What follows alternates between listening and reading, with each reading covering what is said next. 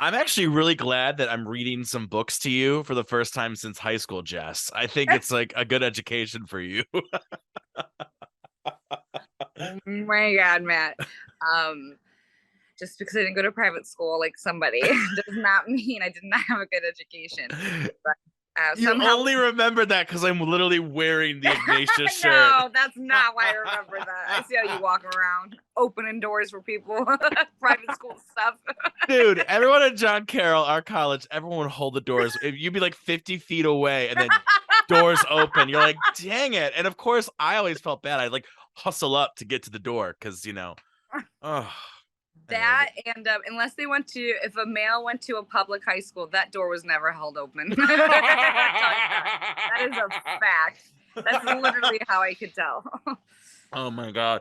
Well, welcome to the first episode of Hribar Reads. It's season 1, and I'm so excited because I'm going to get to read to you a classic in the public domain book with a guest. And this season, first season ever, it's going to be two of the greatest things that I know. The Great Gatsby, the book by F. Scott Fitzgerald, and the one, the only, the New York City new resident, the hilarious comedian, the blonde bombshell. Be careful with your drinks around her. Jess Lockhart joins the show. And food. Well, be careful with food because you'll take it. And the drink. And the drinks. That was a great opener. Yeah. Woo! Especially, I think it's an honor to be introduced after Scott Fitzgerald. So real quick before we start reading the book, because we're gonna literally read the book with some color commentary. Have you ever read The Great Gatsby, Jess? No, but I've seen the movie with Leonardo DiCaprio in it in high school, which means, like attendance could have impacted me from seeing the movie from start to finish. I've seen like the trailer for sure. Mm-hmm. Yeah, I never read this because I was a big reader in high school. I was kind of a nerd back then, Jess. In case that wasn't obvious. And I was always reading books, but like I always figured I'd have to read The Great Gatsby for a class. So I never read it of my own volition until now. So, and I've seen the movie too. Of course, the Lana Del Rey song, Young and Beautiful, classic right there. But I'm excited to read it, and I hope that you get comfy. I hope you don't fall asleep. You're like, oh, maybe. All right, should we go into it? Okay, chapter 1. Bust it open. In my younger and more vulnerable years, my father gave me some advice that I've been turning over in my mind ever since. Whenever you feel like criticizing anyone, he told me, just remember that all the people in the world haven't had the advantages that you've had. That's actually really educated for the time. This is 1925. That's a pretty modern statement, right? I don't know. It's so hard to like listen without subtitles. I'm gonna be honest. Okay, so we know where this is going. This be like, wow, that character's death was really impactful. And just is like, who died? What? He didn't say any more, but we've always been unusually communicative in a reserved way, and I understood that he meant a great deal more than that. In consequence, I'm inclined to reserve all judgments, a habit that has opened up many curious natures to me, and also has made me the victim of not a few veteran bores. The abnormal mind is quick to detect and attach itself to this quality when it appears in a normal person. We don't know anything about that. And so it came about that in college, I was unjustly accused of being a politician because I was privy to the secret griefs of wild, unknown men. Oh, Jess, you too are familiar to secret griefs of wild, unknown men. Oh, I think they're known. I think they know the griefs you give them. Never. Oh my gosh. Most of the confidences were unsought. Frequently, I have feigned sleep, preoccupation, or a hostile levity when I've realized by some unmistakable sign that an intimate revelation was quivering on the horizon. Oh, for the intimate revelations of young men, or at least the terms in which they express them, are usually plagiaristic and marred by obvious suppressions. Reserving judgments is a matter of infinite hope. I am still a little afraid of missing something if I forgot that my father snobbishly suggested, and I snobbishly repeat, a sense of the fundamental decencies is parceled out unequally at birth. And after boasting this way of my tolerance, I come to admission that it has a limit. Conduct may be founded on the hard rock or the wet marshes, but after a certain point, I don't care what it's founded on. When I came back from the East last autumn, I felt that I wanted the world to be in uniform and at a sort of moral attention forever. I wanted no more riotous excursions with privileged glimpses into the human heart. Only Gatsby, the man who gives his name to this book, was exempt from my reaction. Gatsby, who represented everything for which I have an unaffected scorn.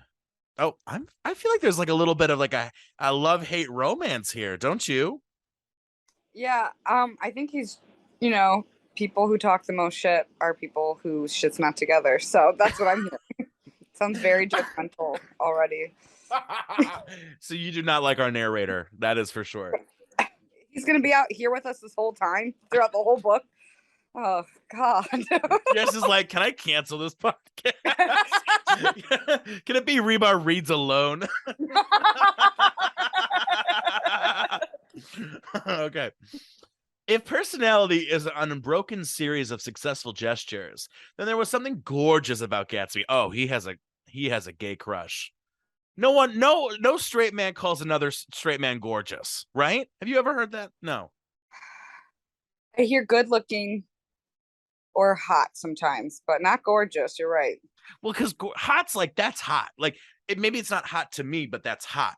But gorgeous is like, that's gorgeous. Like, it's like a Brooklyn grandma. That's gorgeous. That's gorgeous. Pointing this out is making the story way more interesting. So thank you. I think we're on page 5, or 3, actually. can't read. Where were we? He was gorgeous. I remember that. Blah, blah, blah, blah, blah. There was some heightened sensitivity to the promises of life, as if he were related to one of those intricate machines that register earthquakes 10,000 miles away. Oh, ooh, that's a hot image too. How do we know the narrator's a man? And how do we know? Did he already say that? I mean, I remember from the movie, it's the guy who lives next door to Gatsby, right? Yeah, but but I mean, just because we saw the movie doesn't mean it followed the book. Okay, well, we'll wait to find. Well, for all we know, it could be. But I'm hoping it's like like they went to summer camp once. He pinned him down to make out with him, and then all of a sudden he's like, now I have to write a whole book to like really tell people about him. Maybe we should be reading that book. We're gonna get rid of Great Gatsby and add like a homoerotic version of Great Gatsby. Oh god, this is going as chaotically as I hoped it would. This responsiveness had nothing to do with that flabby impressionability, which is dignified under the name of the creative temperament. It was an extraordinary gift for hope, a romantic readiness such as I had never found another person, in which it is likely I shall never find again. Oh God, we get it. No, Gatsby turned out all right at the end. It is what preyed on Gatsby, what foul dust floated in the wake of his dreams, that temporarily closed out my interest in the abortive sorrows and short-winded elations of men. Oh. I think short-winded elations. Oh my. Of men too. Oh my god. I think he wanted short. Are you sure what version of the Great Gatsby are we reading? Oh, it's pornhub.com/gay. XXX. Also, I think he had a typo. I think instead of short-winded elations of men, he meant short-winded erections of men. Yeah, that autocorrect. My family have been prominent, well-to-do people in the middle western city for 3 generations. The Carraways were something of a clan. Yeah, Nick Carraway. That's the guy who lives next door. Yeah. The Carraways are something of a clan, and we have a tradition that we are descended from the Dukes of Buccleuch. Bugles for sure. Bugles? Yes, Bugles. Duke of Beagles. He's just like with his fingernails on the bugles on his fingernails, judging across the neighbors. That's what I'm picturing, right? Our narrator. My granddaddy founded the Chips Bugles. But the actual founder of my line was my grandfather's brother, who came here in 51, sent a substitute to the Civil War, and started the wholesale hardware business that my father carries on to today. Oh, he got out of the Civil War. Oh, okay. I never saw this great uncle, but I'm supposed to look like him, with special reference to the rather hard-boiled painting that hangs in Father's office. I graduated from New Haven in 1915, just a quarter of a century after my father, and a little later I participated in that delayed Teutonic migration known as the Great War. I enjoyed the counter raid so thoroughly that I came back restless. Instead of being the warm, oh, you know why he enjoyed the army? Because he's probably doing a lot of gay shit. I'm sorry. Someone had to say it. Who's like, I loved being in the army for World War I. Jess, do you know how bad World War I was? It was like trench warfare. They were like in those trenches, living their lives, being shelled down. It was a terrible war. I heard every war is a terrible war, so it's just at this point, I think it's over you. Jess, it was World War I. There hadn't been a world war before World War I. Well, it's obviously they had to have a second world war because they wanted more gay sex and to be away from women, because we did such a good job running the world while they were all fucking each other. They're like, oh, we can go for another one. Oh my God. They were like, we got to get out of here, Cindy. And that's why Vietnam lasted so long too. They're like, oh, I can't go back to Barbara. She's so annoying. Barbara has this like thing between her legs called a vagina. Barbara's gonna ask me about the Jello salad again. I can't stand it, Andrew. Don't worry, Michael. Come into my arms right now. God, that Jello salad is so gross. Honestly, that would make me want to do another world war. Jess is like confronted with eat Jello salad, start a world war. I mean, as long as I can watch this time. Okay, so after he went to World War I and loved it, Sparks notes over here. We're like Spark Notes explicit. I love it. Instead of being the warm center of the world, the Middle West now seemed like the ragged edge of the universe. So I decided to go east and learn the bond business. Everybody I knew was in the bond business. I bet his favorite Bond was James Bond. For sure. So I bet his favorite Bond was between him and this neighbor that he's obsessed with. I mean, they did a lot of Bonding. And bondage. Bondage. Oh my God. Everyone I knew was in the bond business, so I suppose I could support one more single man. All my aunts and uncles talked it over as if they were choosing a prep school for me and finally said, why, yes, with a very grave, hesitant faces. And Father agreed to finance me for a year, and after various delays, I came east permanently, I thought, in the spring of 1922. The practical thing was to find rooms in the city, but it was a warm season, and I had just left a country of wide lawns and friendly trees. So when a young man at the office suggested that we take a house together in the commuting town, it sounded like a great idea. I bet it did. I bet it did. What was the best part? What seemed more great? Was it the fact that it was a commute? Was it the fact that it was a long commute, or was it the fact that there was a man in the house with you? It's definitely the last one. Who's like, I actually love my long commute. Like, even back then, they didn't even have cars back then. They were like walking, right? 1922? It's like 20 miles an hour. So I think some people could jiggle faster than 20 miles an hour. Isn't that crazy? He had found the house. Is this just about friendship? Because I'm going to feel real bad if they're not lovers. I don't know. I'm getting a weird vibe personally, but I could be personal bias. I don't know.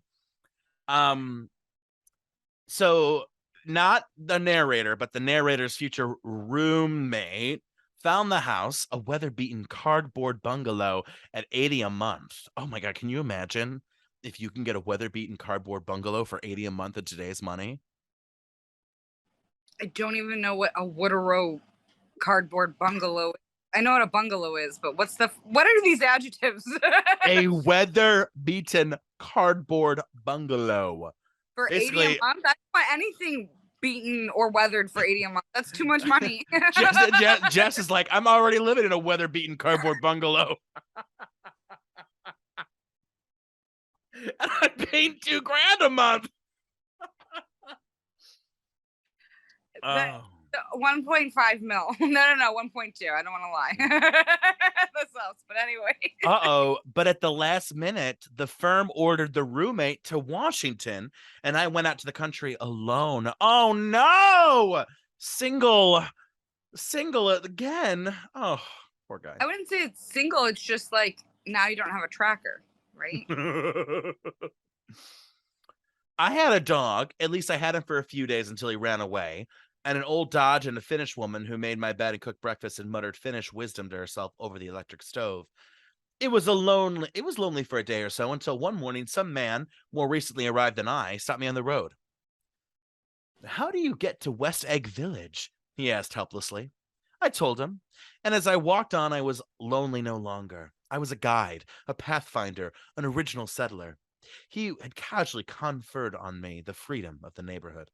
And so, with the sunshine and the great bursts of leaves growing on the trees, just as things grow in fast movies, I had the familiar conviction that life was beginning over again with the summer. There was so much to read, for one thing, and so much fine health to be pulled down out of the young, breath-giving air.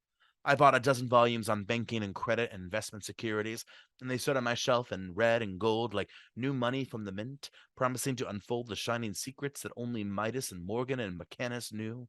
And I had the high intention, of reading many other books besides. I was rather literary in college. Oh, come on. You know If who you have else is to say that, then you weren't. Why were you very literary in college, Jess? I have never had to even say that sentence because people already know by speaking with me. They can tell. You got your diploma and was like, this means this is a diploma, right? This isn't like a menu for the reception after, right? I was like, I really like this leather bound you have. When Jess goes to Cheesecake Factory, she gets stumped.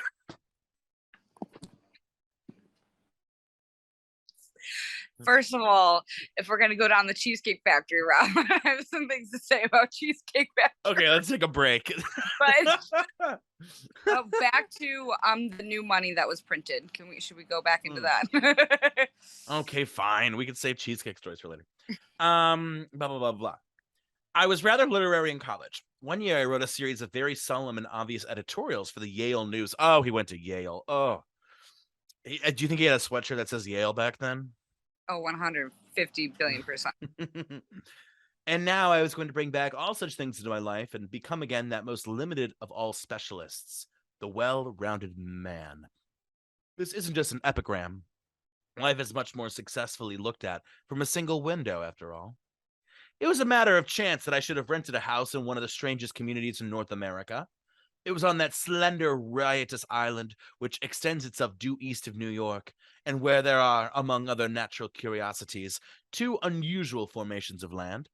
20 miles from the city, a pair of enormous eggs, identical in contour and separated only by Courtesy Bay, just out into the most domesticated body of salt water in the Western Hemisphere, the great wet barnyard of Long Island Sound.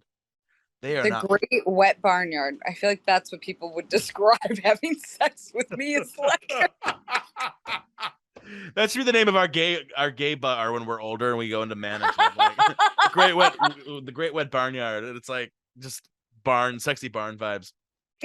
But also, is it just me? I don't like a pair of enormous eggs as a descriptor. I thought of balls. Did you think of that? A pair of enormous eggs, like two enormous eggs. What was it's been challenging since I'm listening to every third word that you're saying, but can you repeat the sentence? He said 20 miles from the city, a pair of enormous eggs. He's talking about land that looks like eggs, I guess. Oh, we know what those are. That is the Indian burial grounds. That land is not yours, good narrator. Oh, good background. Thank you. I don't know.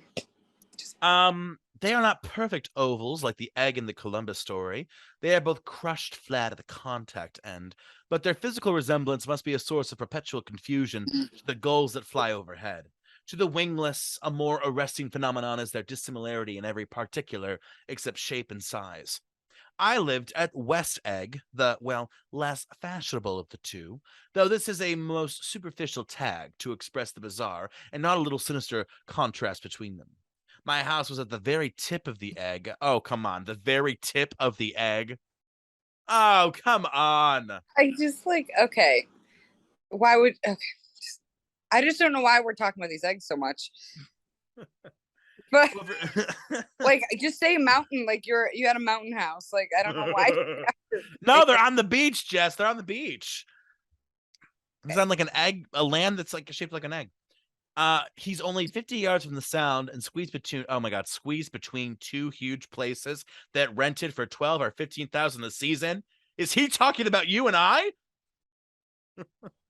Oh, come on. That's funny. Two huge Wait, places. is that real? Yeah, it's that squeezed. Line? Yes.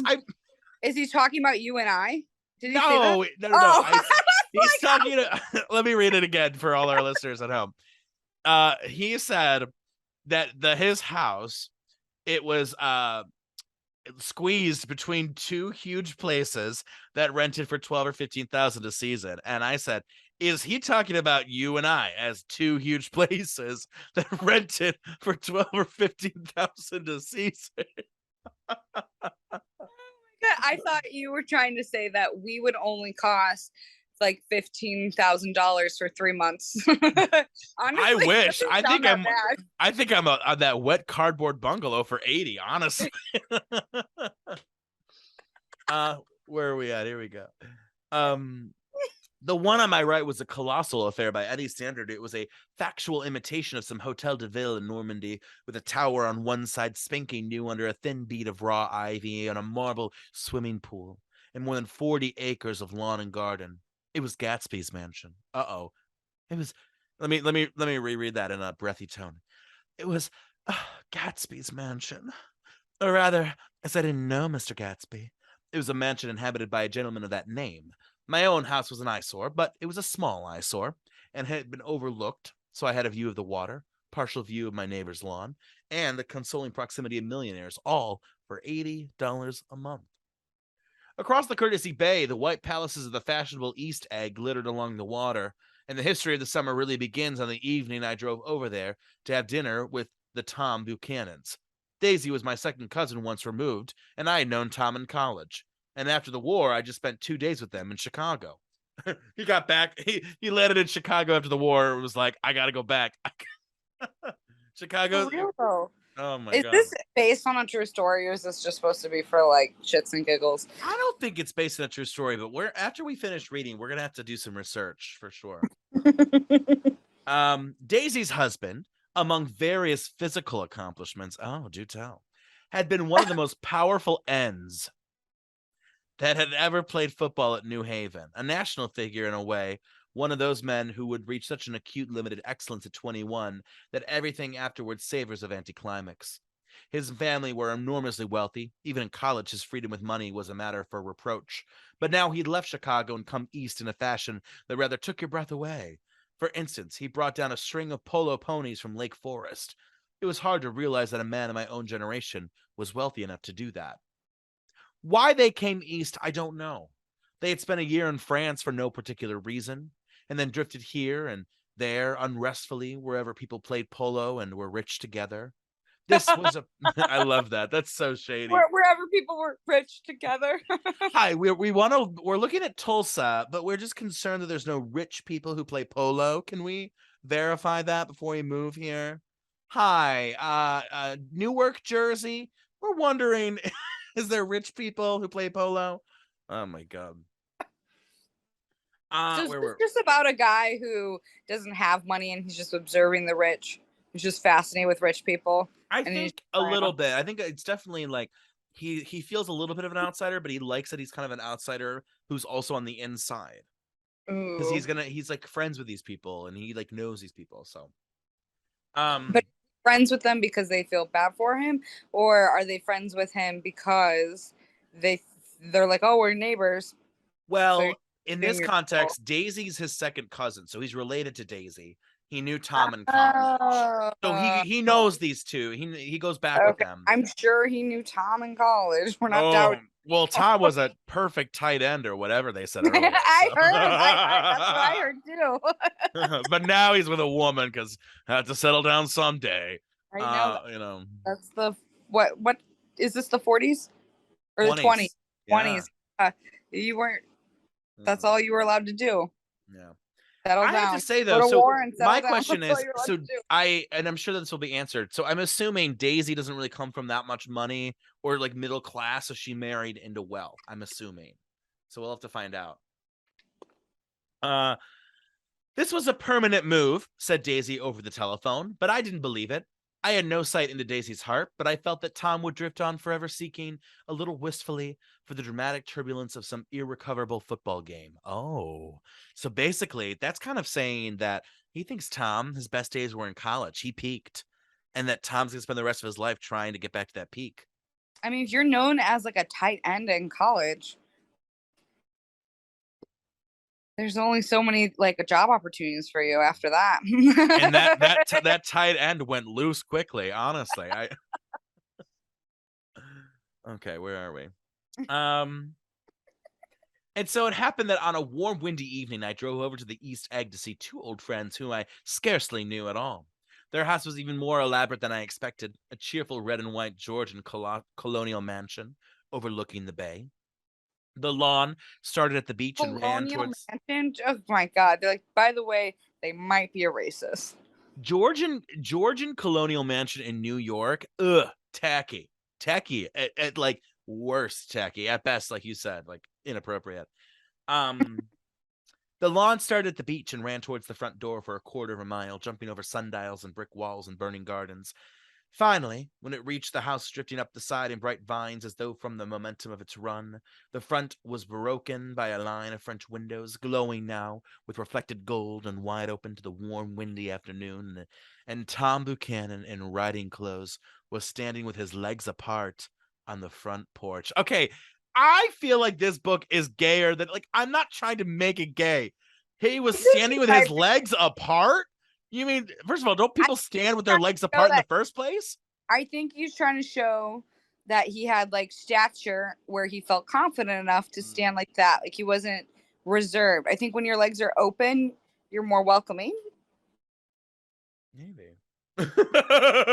I'd say if your legs are apart, they're more welcoming, but that's just me. No, legs open and apart. What's the difference between those words?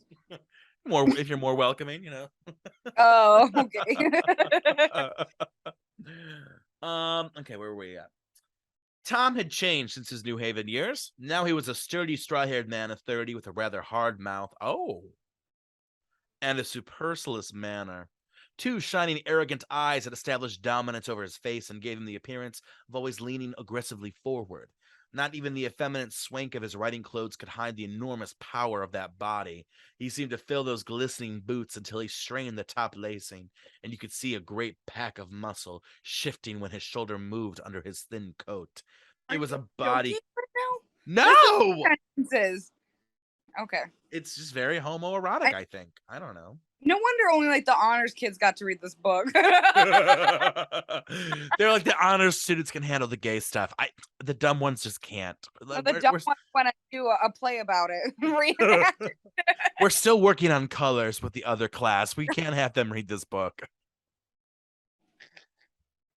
I can't believe we waited this long to do a project together because we have such good synergy, girl. We are just killing it. Go back to muscles under a shirt. It was a body capable of enormous leverage. A cruel body. Oh, it's a cruel summer. Cruel summer. But you know that song? No? Yeah, from a band. I just know Cool for the Summer from Demi Lovato. So. Can you imagine going to Gatsby's house and it's like, cool for the summer. Don't tell your mother. Like, don't tell your mom. Literally don't. Tom's speaking voice, a gruff, husky tenor, added to the impression of fictitiousness You got this, man. What did he say? What fractiousness he conveyed.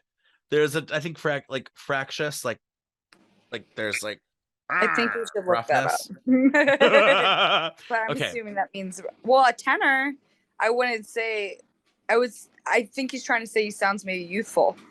Ooh, fractious.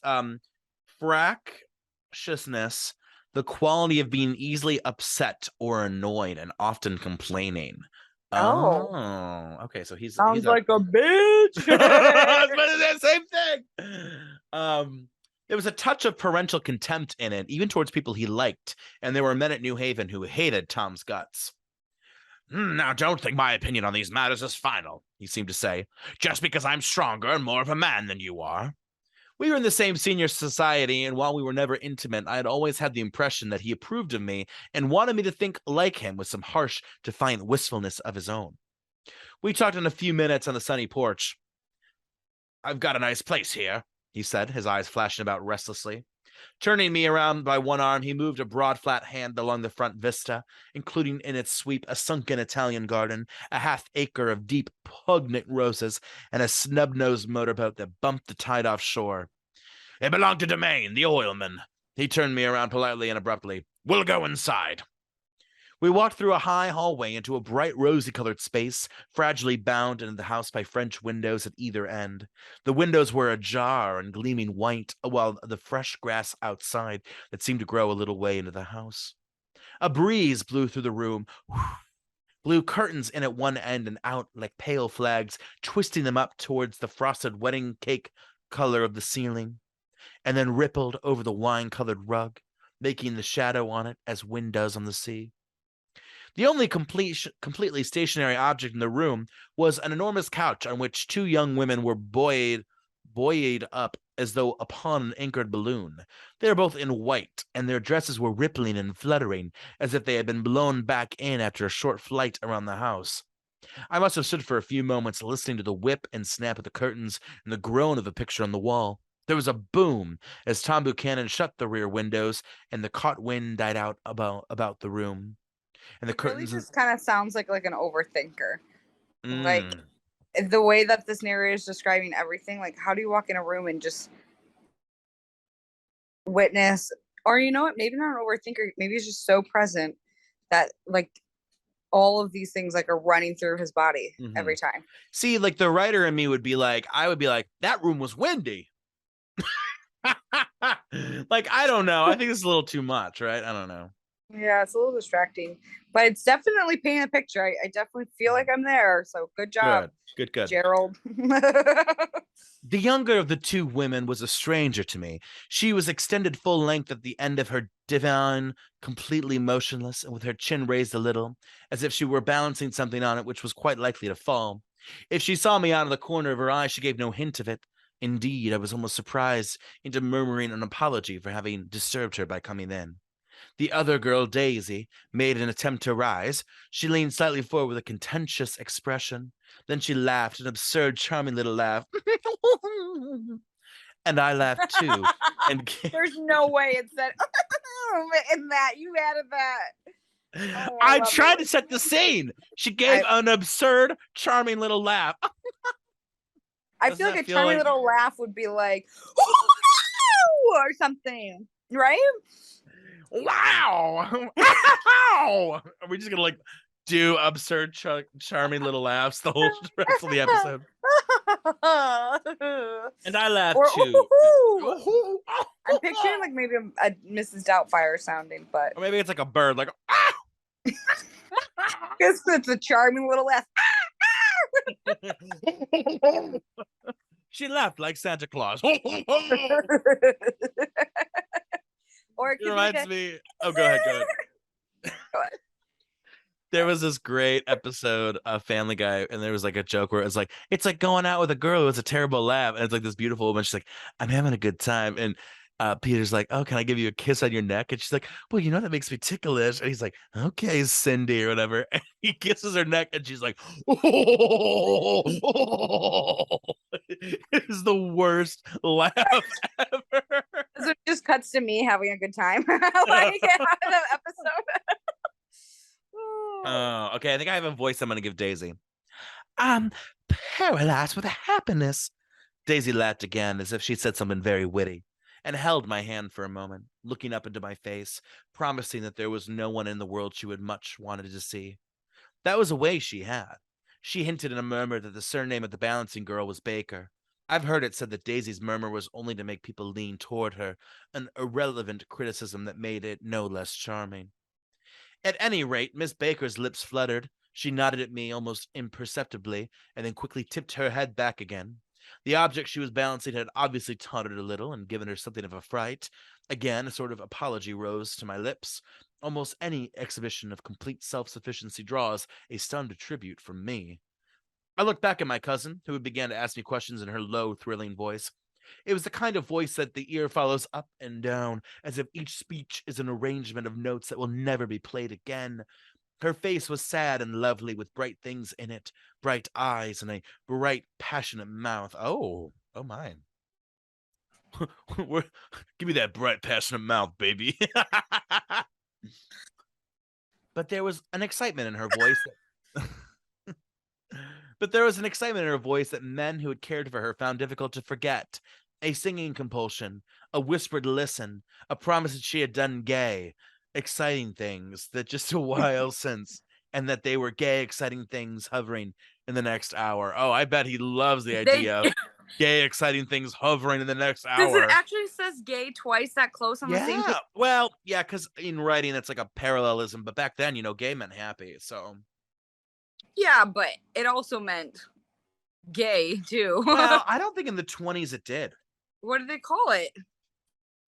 I don't know. Let me see. What did they call? Let's see. What did they call gay men in the 1920s? That's what Probably, the definition probably like is just fairies or fun. like. I know that it's just fun, creative, observant. Interesting. What It's is interesting it? too because it says, well, this article says that gay culture blossomed during the Roaring '20s. Oh, interesting. That would make a lot of sense, especially with this book. Yeah, how many people were like drinking Prohibition and probably like, I don't care, anyone can have me. You're like, hole's a hole. Oh my god, I can't have my parents listen to this one.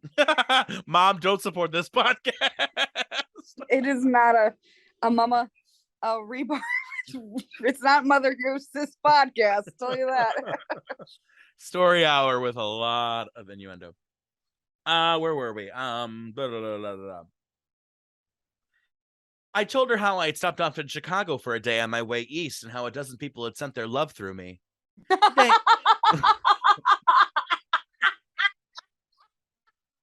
Send our love to them. That's my love. Send it. Oh my god. A dozen people send their love through me.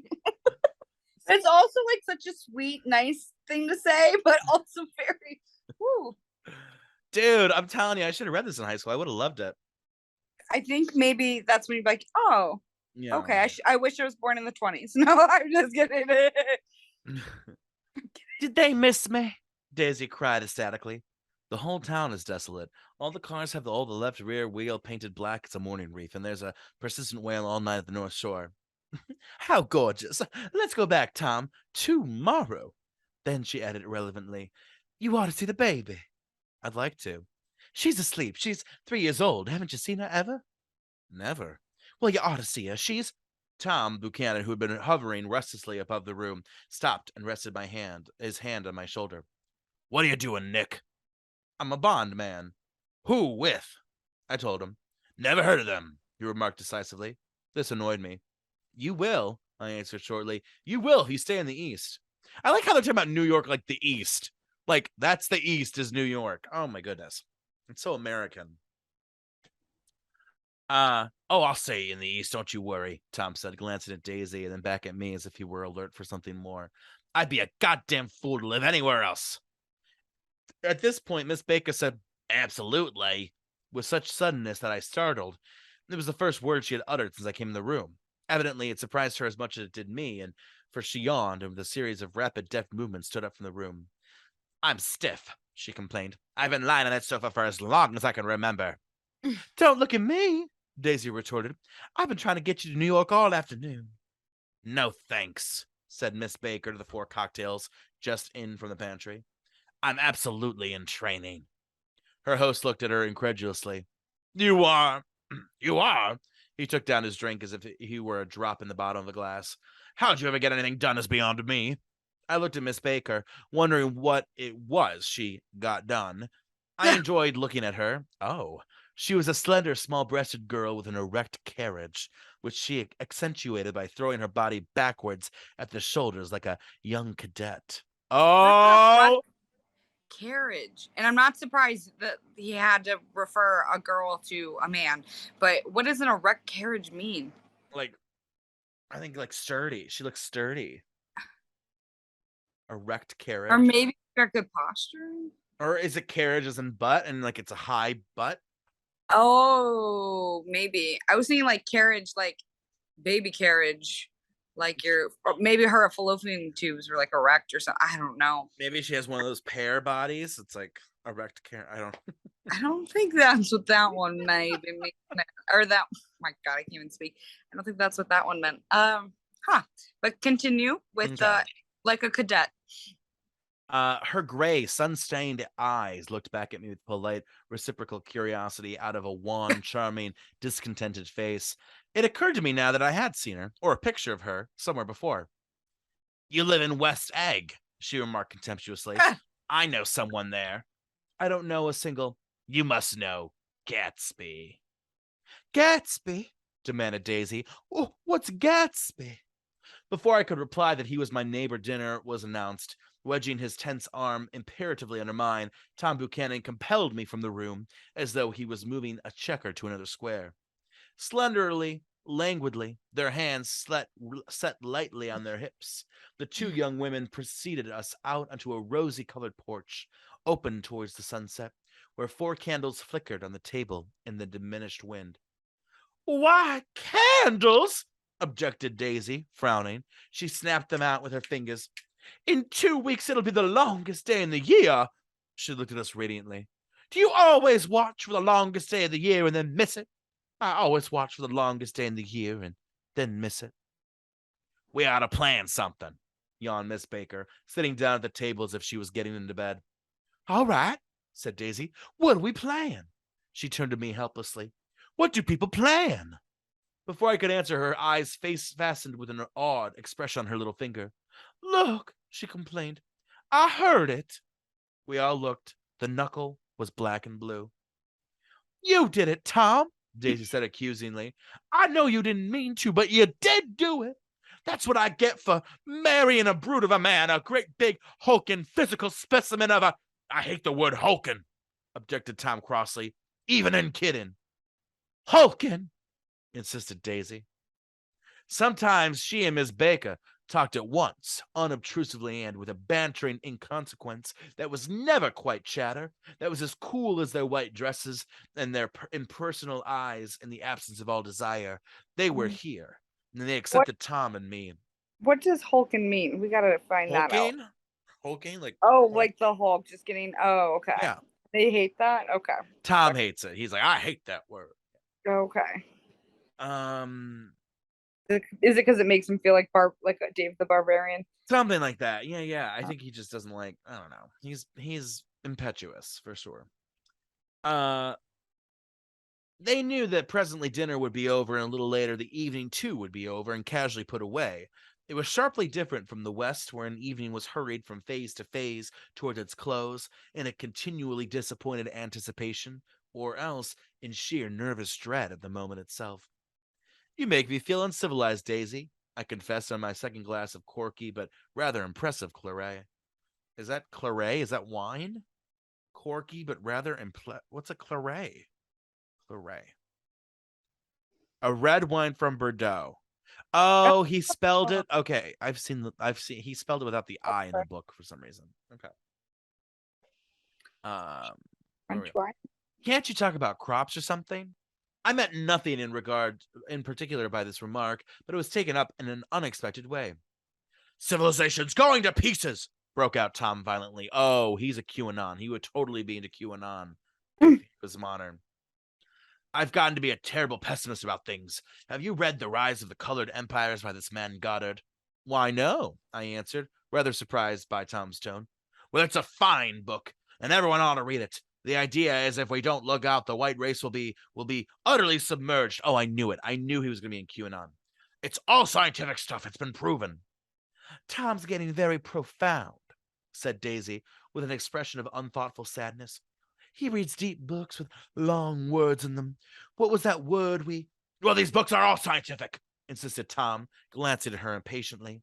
This fellow has worked out the whole thing. It's up to us, who are the dominant race, to watch out for these other races we have to control of things. We've got to beat him down, whispered Daisy, winking ferociously towards the fervent son. I didn't know they were this racist. Shit. Oh, my God. You ought to live in California, began Miss Baker, but Tom interrupted her by shifting heavily in his chair. The idea is that we're Nordics. I am, and you are, and after an infinitesimal hesitation, he included Daisy with a slight nod, and she winked at me again. And we produced all the things that go to make civilization. Oh, science and art and all that, don't you see? There was something pathetic in his concentration, as if his complacency, more acute than of old, was not enough to him anymore. When almost immediately the telephone rang inside and the butler left the porch, Daisy seized upon the momentary interruption and leaned towards me. I'll tell you a family secret, she whispered enthusiastically. It's about the butler's nose. Do you want to hear about the butler's nose? Well, that's why I came over tonight. Well, he wasn't always a butler. He used to be the silver polisher for some people in New York that had a silver service for 200 people. He had to polish it from morning till night until finally it began to affect his nose. Things went from bad to worse, suggested Miss Baker. Yes, things went from bad to worse until finally he had to give up his position. Like, and that's how cocaine was actually invented. No joke. Okay, I skipped a page just to see where we're at in the chapter. For a moment, the last sunshine fell with romantic affection upon Daisy's glowing face. Her voice compelled me forward breathlessly, and as I listened, then the glow faded, each light deserting her with a lingering regret, like children leading a pleasant street at dark. The butler came back and murmured something close to Tom's ear, whereupon Tom frowned, pushed back his chair, and without a word went inside. As if his absence quickened something within her, Daisy leaned forward again, her voice glowing and singing. I love to see you at my table, Nick. You remind me of a rose, an absolute rose, doesn't he? Daisy turned to Miss Baker for confirmation. An absolute rose? This was untrue. I am not even faintly like a rose. She was over extemporizing, but a stirring warmth flowed from her, as if her heart was trying to come out to you concealed in one of those breathless, thrilling words. Then suddenly she threw her napkin on the table and excused herself and went into the house. Miss Baker and I exchanged a short glance, consciously devoid of meaning. I was about to speak up when she sat up alertly and said, "Shh," in a warning voice. A subdued, impassioned murmur was audible in the room beyond, and Miss Baker leaned forward, unashamed, trying to hear. The murmur trembled on the verge of coherence, sank down, mouthed excitedly, and then ceased altogether. Are you enjoying the book? I can't. I feel like we haven't had anything to say. I am enjoying this very, very much. It's good. The dramatics. It's just.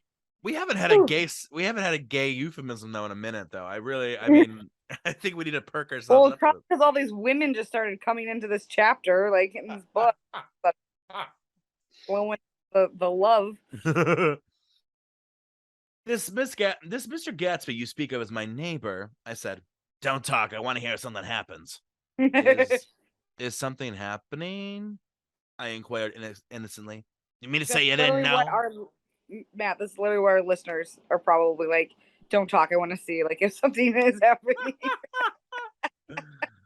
You mean to say you didn't know? Said Miss Baker, honestly surprised. I thought everybody knew.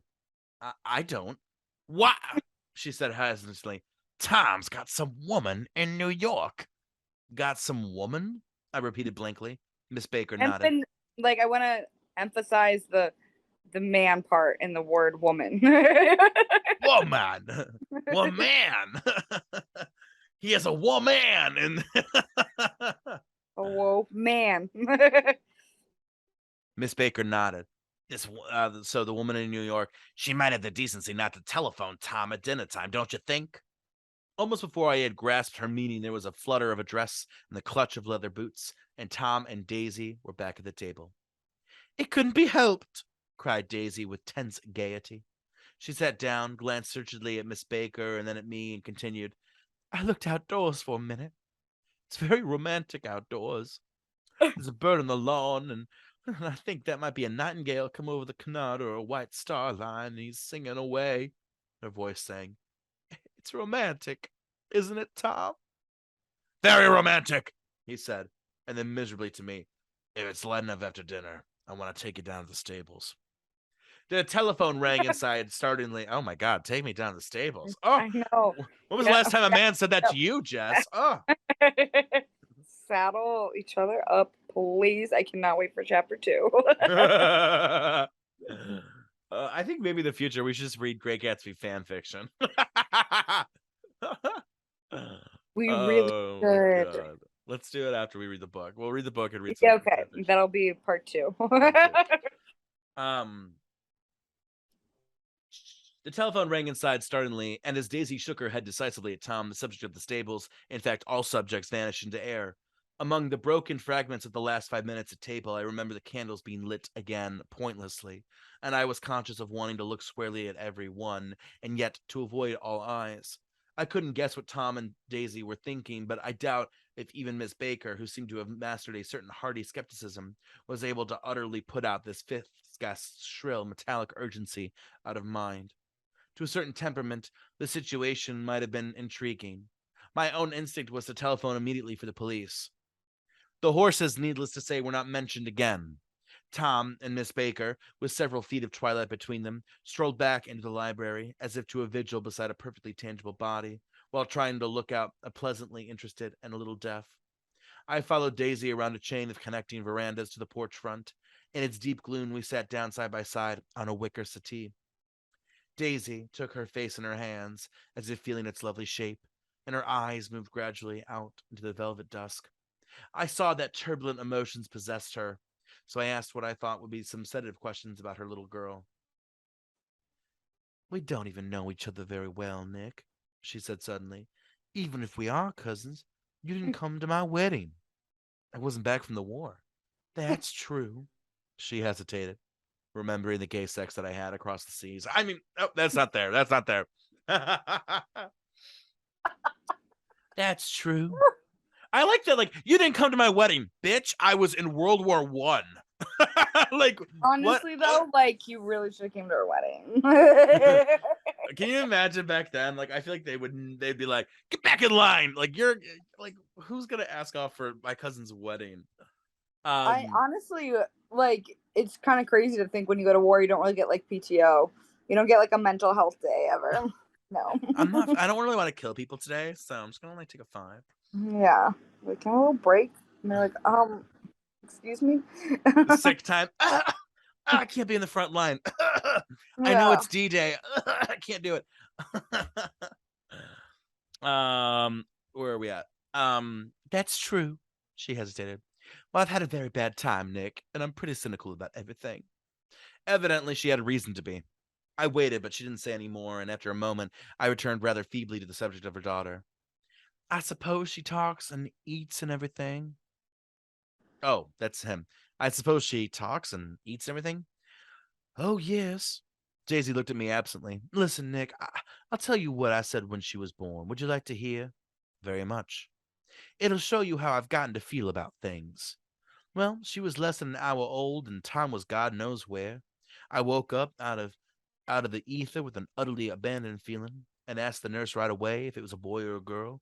She told me it was a girl, and so I turned my head away and wept. All right, I said. I'm glad it's a girl, and I hope she'll be a fool. That's the best thing that a girl can be in this world, a beautiful little fool. Oh, Jess!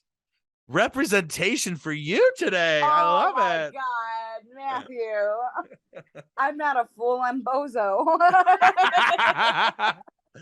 I can't qualify because I'm not beautiful. I'm definitely a fool, but but yeah, just because you're a fool doesn't mean you're I get what Daisy means here though. Like, It's like what she's basically saying is like, I hope my daughter isn't like smart and realizes like the limitations of the world around her. I want her to just be vapid Oh, like and ignorant. Yeah, because it's yeah. really fun. Everything is great until you like start doing research and you're like, oh, well, now I can't enjoy this anymore. Well, and I feel like there's a lot of people out there who just seem to like not be ignorant, maybe purposely, but like they seem not to really like recognize certain things. Like there was this article that talks about how like smarter people, artistic people tend to have more mental health issues because they realize like the problems that are happening in the world around them and like that Mhm. nothing's getting done and like these like issues and like people who don't have those Thoughts. Yeah, inclinations, they're yeah, probably pretty happy people. they Yeah, don't think about mhm, it. It's crazy. for sure. I agree.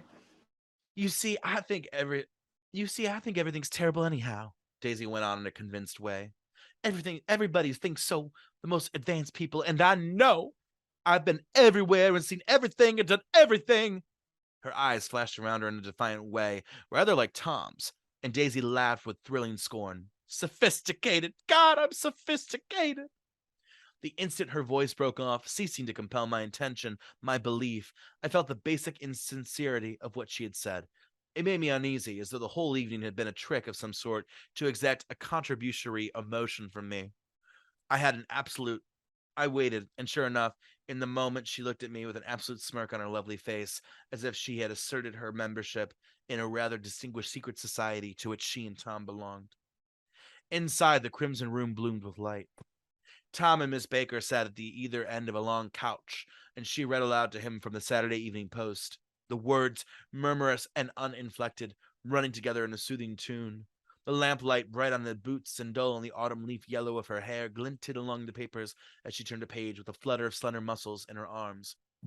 When we came in, she held us silent for a moment with a lifted hand. To be continued. Oh wait, I don't know who's saying this. Oh, to be continued. It's gotta She be the. said. Oh, No, I think it's Mrs. Baker. She said, tossing the magazine on the table. In our very next issue. Her body asserted itself with a restless movement of her knee, and she stood up. 10 o'clock, she remarked, apparently finding the time on the ceiling. Time for this good girl to go to bed. Jordan's gonna play in the tournament tomorrow, explained Daisy, over at Westchester. Oh, you're Jordan Baker. I knew why her now face was familiar. Its pleasing, contemptuous expression had looked out on me from many rotogravure pictures of the sporting life at Asheville and Hot Springs and Palm Beach. I had heard some story of her too, a critical, unpleasant story, but what it was I had forgotten long ago. Good night, she said softly. Wake me at 8, won't you? If you get up. I will. Good night, Mr. Carraway. See you anon. See you anon. I mean, there must be another time. Like, see you anon. Of course you will, confirmed Daisy. In fact, I think I'll arrange a marriage. Come over often, Nick, and I'll sort of fling you together. Lock you up accidentally in linen closets and push you out to sea in a boat and all that kind of thing. Good night, called Miss Baker from the stairs. I haven't heard a word. She's a nice girl, said Tom after a moment. They oughtn't to let her run around the country this way. Who ought to? Inquired Daisy coldly. Her family. Her family is one aunt about 1,000 years old. Besides, Nick's going to look after her, aren't you, Nick? She's going to spend lots of weekends out here this summer. I think the home influence will be very good for her. Daisy and Tom stared at each other in a moment of silence. Is she from New York? I asked quickly. From Louisville. Our white girlhood was passed together there. Our beautiful white. Did you give Nick a little heart-to-heart talk on the veranda? Demanded Tom suddenly. Did I? Daisy looked at me. I can't seem to remember, but I think we talked about the Nordic race. Yeah, yes, I'm sure we did it. Kind of crept up on us, and the first thing you know, don't believe everything you hear, Nick, Tom advised me. I said lightly that I had heard nothing at all, and a few minutes later I got up to go home. They came to the door with me and stood side by side in a cheery square of light. As I started my motor, Daisy preemptively called, Wait! I forgot to ask you something, and it's important. We heard you were engaged to a girl out west. Oh? That's right, corroborated Tom kindly. We heard that you were engaged. Okay, why'd you have to say that, Tom? Daisy said that. I hate when men have to re-say what women said. Ridiculous. It's I think libel. it's like emphasize the importance of being a douchebag. So I love it.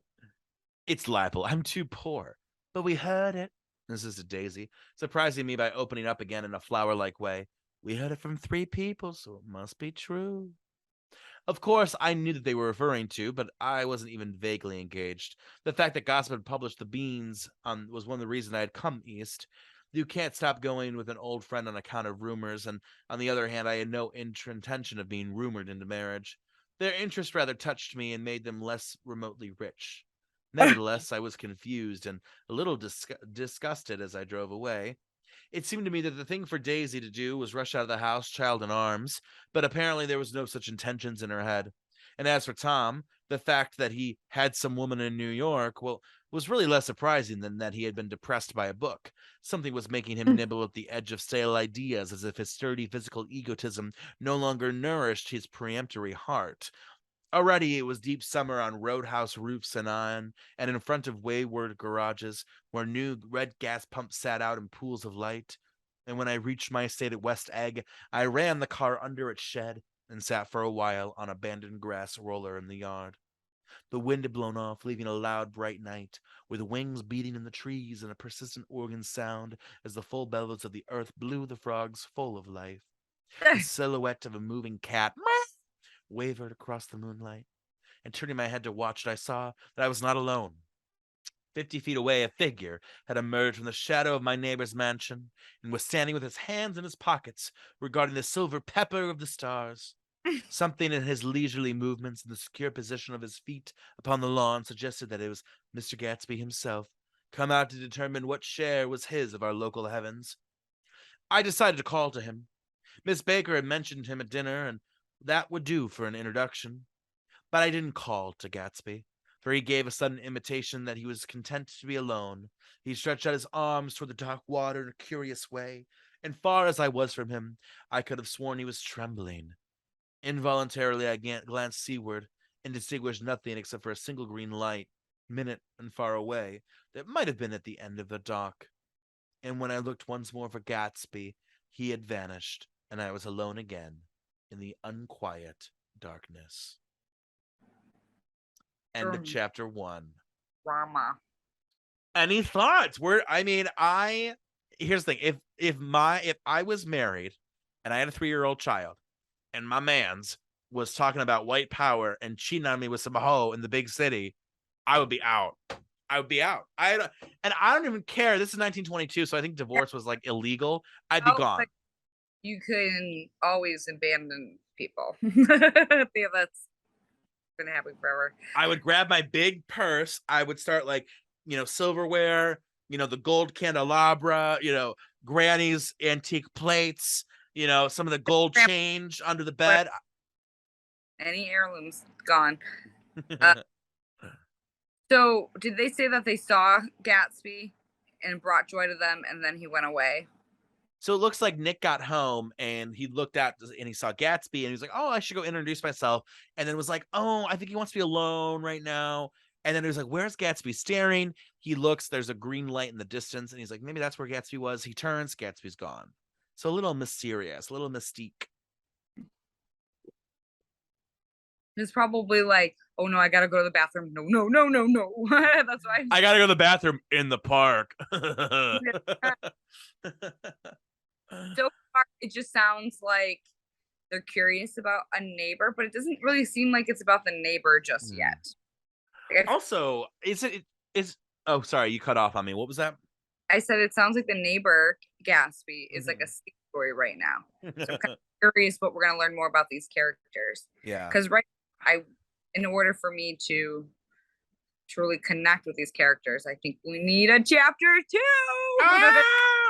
Also, I love how Daisy was like, well, 3 people told me that rumor, so it has to be true. Girl, 3 people can tell you a rumor and it's wrong. Come on.